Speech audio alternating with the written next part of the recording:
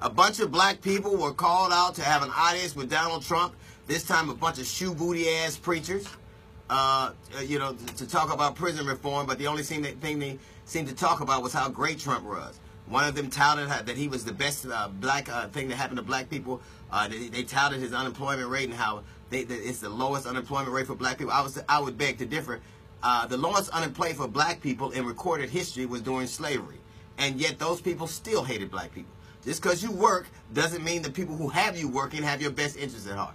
Every time Donald Trump has a black person out, it's specifically for photo ops. I don't care if it's a rapper, an actor, a comedian. I don't care if it was the presidents of black colleges. And now I don't care if it's black preachers. And if you do get an audience in front of the king, your charge is to do what your vocation is to speak truth to power. That's what you're there for.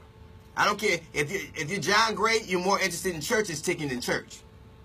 You were supposed to tell that man, how do you go and have an audience in front of the king when you know families are being separated, when you know immigrants are being turned away, when you know racial hatred is being stoked, when you know it's harder and harder for black men, black people are being treated roughly by the judicial system, and he turns the other way. A black man saves some people in Waffle House, nobody says anything. The reason that Trump meets with black people like you in public is because he doesn't fear or respect you. You're supposed to be a lion of Christ, not a lamb of Trump. You're supposed to tell the truth. A porno star, a reality star, Kim Kardashian, went to Donald Trump and talked to him about prison reform. At least she got a black woman free. Your ass has just got a picture. Don't tell me how you're doing God's work.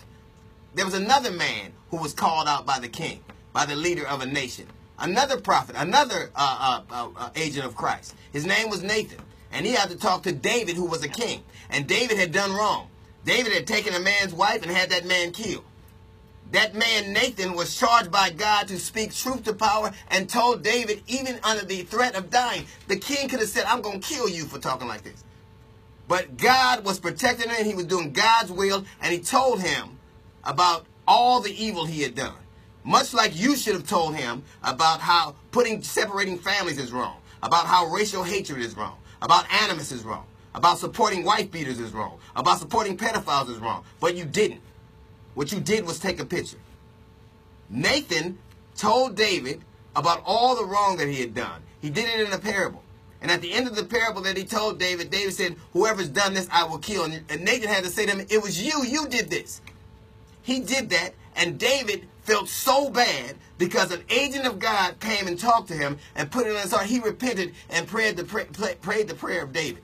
Because that's what you're supposed to do when you take on the mantle of Christ. You served you. All of you, everybody in that room knows what's going on. And if one of the things you said to him wasn't anything about what's going on, you are nothing. You're a shoe booty ass preacher. And you're taking money for free. And you should be ashamed of yourself. You should be ashamed of yourself. Because you know what?